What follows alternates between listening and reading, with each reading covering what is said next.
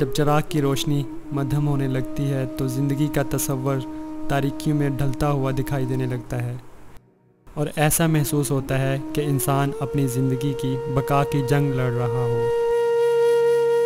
بڑھاپے کی زندگی جہاں ایک طرف اپنے اندر تجربات کا سمندر سموئے ہوئے ہوتی ہے، وہاں انسانی رشتوں کی تلخ حقیقتوں کا بھی سامنا ناگزیر ہو جاتا ہے۔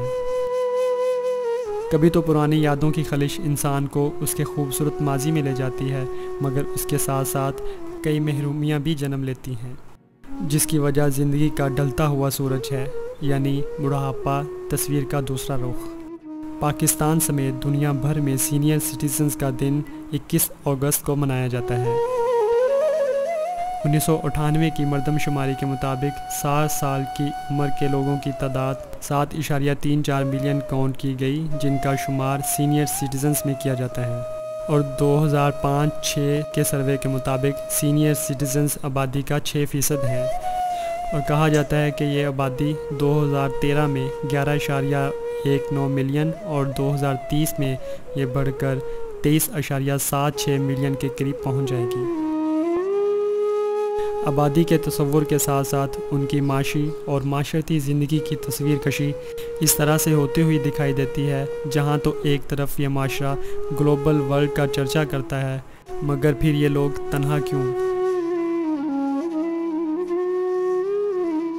کہیں تو ادھیڑ عمر کا شخص مزدوری کرتا ہوا دکھائی دیتا ہے، اور کہیں اس عمر کی عورت اپنے کنبے کا مضبوط سہارا بنے ہوئی ہے۔ بڑھاپے میں کام کرنے کا یہ تصور ہمیں حقیقت کا ایک نیا رخ دیتا ہے۔ ایک محتاط اندازے کے مطابق اس عمر کے لوگ 79.4% مزدوری کرتے ہیں، 12.6% پرائیویٹ کمپنیوں اور صرف 2.3% سرکاری ملازمین ہیں، اور 3.5% صرف اپنی فیملی پر انحصار کرتے ہیں۔ اب سوال یہ پیدا ہوتا ہے کہ یہ لوگ ہمارے اپنے ہونے کے باوجود ہم سے دور کیوں ہیں؟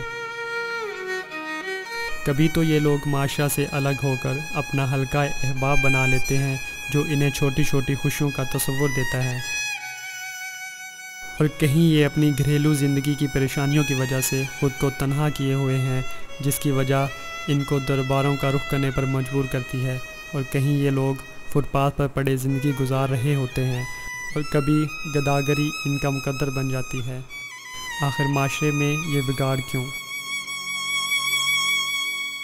صحت کی سہولیات کا نہ ہونا اس کمیونٹی کا ایک اہم مسئلہ ہے، کیونکہ تقریباً 57% لوگ اپنے علاج خود کروانے پر مجبور ہیں، اور 40% لوگ پیسہ نہ ہونے کی وجہ سے طرح طرح کی بیماریوں میں مبتلا ہو جاتے ہیں۔ ان کا ایک بہت بڑا اہم مسئلہ تعلیم کا فقدان بھی سمجھا جاتا ہے۔ سینئر سٹیزنز کی آبادی میں سے صرف 27.5% لوگ پڑھے لکھے ہیں، اور 55.5% ان پڑھ ہونے کی وجہ سے مزدوری کرنے پر مجبور ہیں۔ یہ سینئر سٹیزن کے لیے طبی سہولت چاہیے، ان کی رہائش چاہیے، اور کھانا پینا چاہیے، اور ان کے لیے فنڈ ریز ہونا چاہیے، جو کہ گورنمنٹ لیول کرے یا شہری بڑے شہروں میں لوگوں سے اکٹھے کر کے ان کو ایک بینک کے تھرو دینا چاہیے، نہ کہ کسی ادارے کے تھرو دینا چاہیے، کسی بینک کے تھرو دینا جہاں ان کو مل رہے۔ اب ضرورت اس امر کی ہے کہ اس کمیونٹی کو زندگی کی بنیادی سہولیات کے ساتھ ساتھ پازیٹیو لیونگ کی طرف کس طرح لایا جائے۔ اس ضمن میں حکومت کا اہم کردار ناگزیر ہے، جیسے 1984 میں پاکستان سینئر سٹیزنز فاؤنڈیشن کا قیام، اور اس کے ساتھ ساتھ employee old age benefit institution and employee social security institution کو بہتر بنانے کی ضرورت ہے،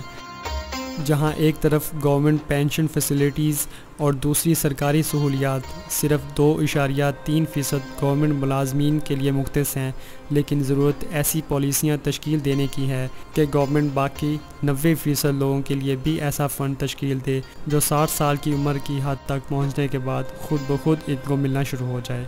اس کے ساتھ ان کے سوشل ریلیشنز یعنی فیملیز میں فیصلے کا اختیار دینا، اور ان کو پراپر ٹائم دینا، اور اپنی سوشل گیدرنگ میں ان کی شمولیت ان کی چھوٹی چھوٹی خوشیوں کو سمیٹنے میں اہم کردار ادا کر سکتے ہیں، کیونکہ یہ لوگ ہمارے اپنے ہیں۔